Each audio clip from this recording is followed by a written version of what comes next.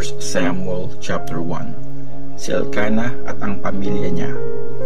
May isang lalaking Elkanah ang pangalan na nakatira sa bayan ng Rama, sa mabundok na bayan ng Ephraim. Anak siya ni Jeroham at apo ni Elihu, na mula sa pamilya ni Tohu at kabilang sa angkan ni Zub na Ephraimite.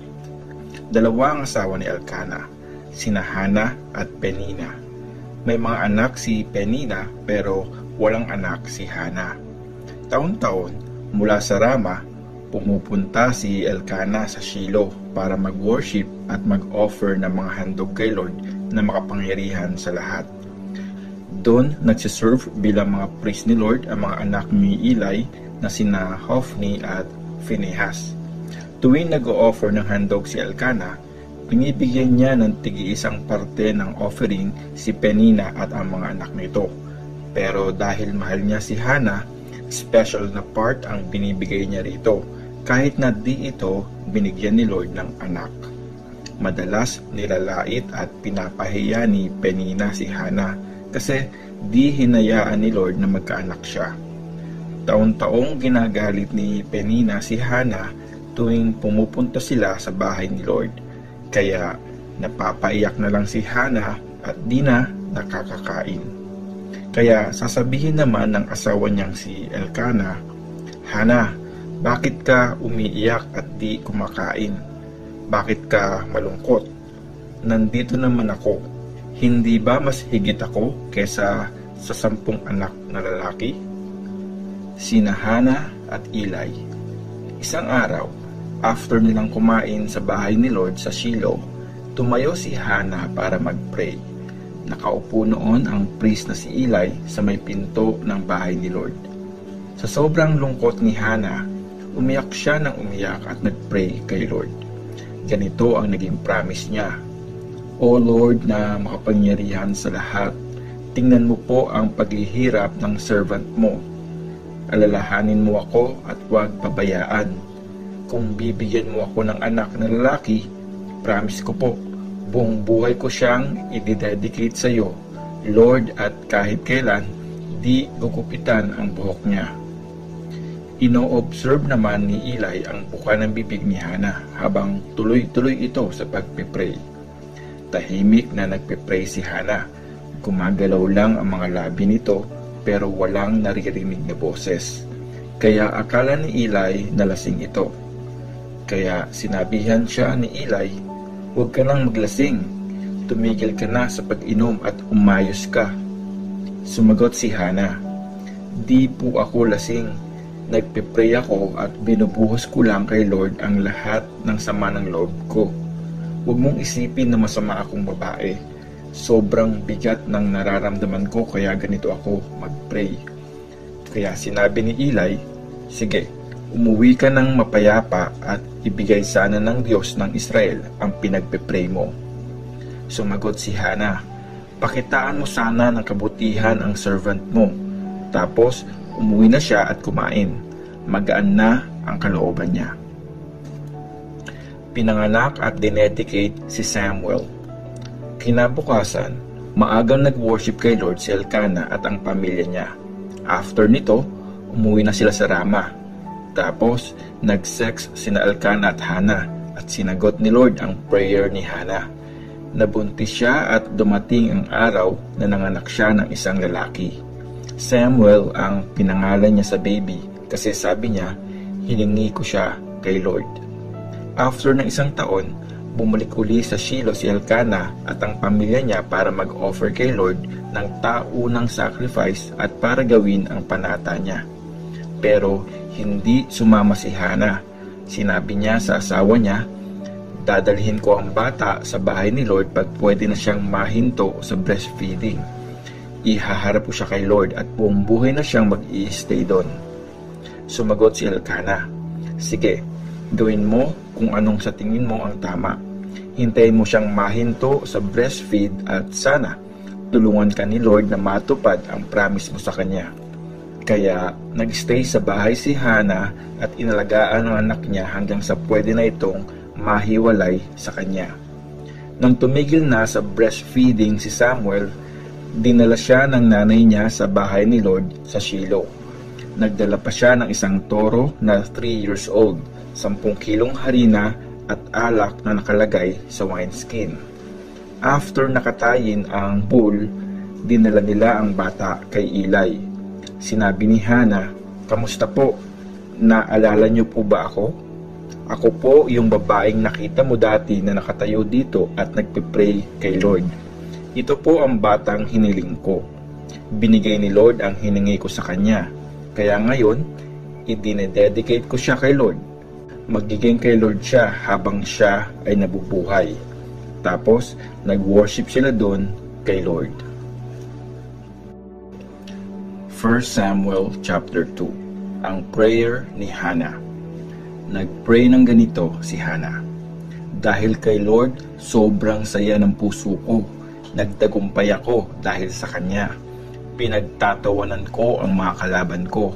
Masaya ako sa ginawa niyang pagliligtas. Walang ibang banal kundi si Lord. Wala siyang katulad. Walang ibang protektor na gaya ng Diyos. Itigil niyo na ang pagyayabang. Itigil na ang pagsasabi ng kahambugan. Dahil si Lord ang Diyos ng kaalaman. Lahat ng ginagawa ng tao, Kanyang tinitimbang. Sinisira niya ang mga pana ng sundalong malalakas, pero pinalalakas niya ang mahihina. Ang mga dating busog, nagtatrabaho na ngayon para lang makakain. At ang mga dating gutom, nabubusog na ngayon sa pagkain. Nagkaanak ng 7 ang dating baog, pero nalulungkot ngayon ang may maraming anak.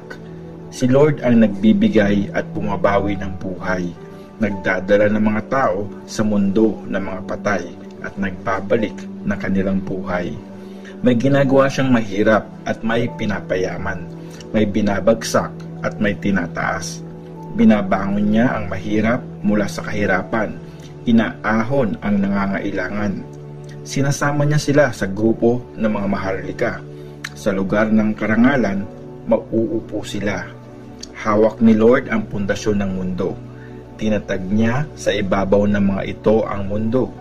Pinoprotektahan niya ang mga tapat sa Kanya, pero dinadala sa kadiliman ang masasama. Di nagtatagumpay ang tao gamit ang sarili niyang lakas.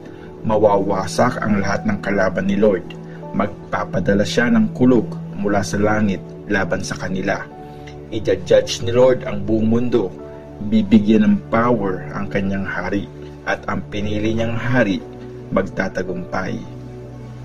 Tapos, umuwi na si Elkanah sa Rama, pero naiwan ang batang si Samuel para mag-serve kay Lord sa ilalim ng guidance ng priest na si Eli.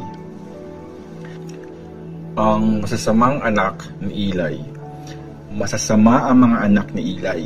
Wala silang pagpapahalaga kay Lord o sa katungkulan ng mga priest sa mga tao. Pag merong nagdadala ng offering, kahit na pinapakuluan pa lang ang karne, darating na ang servant ng priest na may daladalang malaking tinidor na may 3 pantusok. Itutusok niya ang tinidor sa malaking kaldero o palayok at mapupunta sa priest ang kahit anong matusok nito. Ginagawa nila ito tuwing nag-o-offer sa Shiloh ang mga Israelites.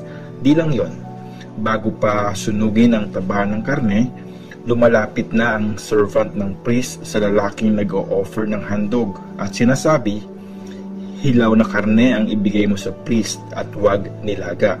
Hilaw ang gusto niya." At pag sinabi ng lalaki sa servant, "Sunugin muna natin ang taba saka ka kumuha ng gusto mo." Sasagot naman ang servant, "Hindi pwede. Bigyan mo na ako ngayon, kundi sa pilitan kong kukunin yan." Malaking kasalanan sa paningin ni Lord ang ginagawa nilang ito dahil binabastos nila ang mga offerings na para kay Lord. Si Samuel sa Shiloh. Samantala, nagpatuloy sa pagsaserve kay Lord ang batang si Samuel na nakasuot ng ephod. Taon-taon, gumagawa ng maliit na robe ang nanay ni Samuel. Binibigay ito sa kanya tuwing sumasama ang nanay niya sa asawa nito sa pag-o-offer ng handog sa Shiloh. Lagi namang binibless ni Eli ang mag-asawang Elkanah at Hannah. Sinasabi niya, "Sana i-bless kayo ni Lord. Bigyan pa sana kayo ng mga anak bilang kapalit ng dinedicate nyo sa Kanya. Pagkatapos i-bless, umuuwi na sila. At blines nga ni Lord si Hannah. Nagkaroon siya ng 3 pang anak na lalaki at 2 babae. Lumaki naman si Samuel na nagsiserve kay Lord. Si Eli at ang mga anak niya. Matandang-matanda na si Eli at lagi niyang naririnig yung mga ginagawa ng mga anak niyang lalaki sa mga Israelites at yung pakikipag-sex ng mga anak niya sa mga babaeng nagsiserve sa entrance ng banal na tent. Kaya kinausap ni Eli ang mga anak niya. Ang dami ko nang naririnig tungkol sa mga kasamaan niyo. Bakit niyo ginagawa ang mga ito? Mga anak, itigil niyo na yan. Napakasama ng mga kumakalat na balita tungkol sa inyo. Kung magkasala ang isang tao sa kapwa niya, pwede siyang i-defend ni Lord. Pero sino ang magdi-defend sa isang tao magkakasala kay Lord? Pero di nakinig kay Eli ang mga anak niya kasi decided na si Lord na patayin sila. Patuloy naman na lumaki si Samuel at nasisihan si Lord at ang mga tao sa kanya. Ang prophecy tungkol sa pamilya ni Eli. May isang prophet na pumunta kay Eli at sinabi sa kanya, "Ganito ang pinapasabi ni Lord. Nireveal ko ang sarili ko sa ancestor mong si Aaron at sa pamilya niya nung alipin pa sila ng hari ng Egypt. Mula sa lahat ng tribes ng Israel, pinili ko siyang maging priest para siya ang mag-asikaso sa altar, magsunog ng insenso at magsuot ng ephod tuwing magkukonsult siya sa akin. Binigay ko sa pamilya niya ang lahat ng mga handog na susunugin mula sa mga Israelites. Bakit nyo pinagnanasaang makuha ang mga sacrifices at offerings na nire-require ko sa mga tao? Eli, bakit mas pinapahalagan mo pa ang mga anak mo kaysa sa akin? Bakit kayo nagpapataba sa mga pinaka magagandang parte ng karne na ina-offer sa akin ng bayang Israel? Akong si Lord ang Diyos ng Israel, ang nag-promise dati na forever na magsaserve sa akin bilang mga priest ang pamilya at ang angkan mo. Pero di ko na yan papayagang mangyari. Paparangalan ko ang nagpaparangal sa akin at susumpahin ko ang umahamak sa akin. Makinig kayo. Darating ang panahon na papatayin ko ang mga kabataan sa pamilya at angkan mo. Kaya paiiksin ko ang buhay nyo at maaga kayong mamamatay. Maghihirap at maiinggit ka sa mga blessings na ibibigay ko sa Israel. Paiiksin ko nga ang buhay ng pamilya mo. May iiwan akong buhay sa mga descendants mo at magsaserve siya sa akin bilang priest. Pero makaka-experience siya ng matinding paghihirap ng kalooban. Mamamatay sa espada ang mga descendants mo. Bilang proof sa mga sinabi ko, sabay na mamamatay ang mga anak mong sina Hophni at Pinehas. Pipili ako ng isang priest na magiging tapat sa akin at susunod sa kalooban ko. Bibigyan ko siya ng mga descendants na forever magsuserve sa akin sa harapan ng mga pinili kong mga hari. At mamamalimos ng konting silver, bibigyan ko siya ng mga descendants na forever magsuserve sa akin sa harapan ng pinili kong mga hari. At mamamalimos ng konting silver at tinapay sa priest ang mga maiiwan mong descendants. Magmamakaawa silang gawing assistant ng priest para meron silang makain.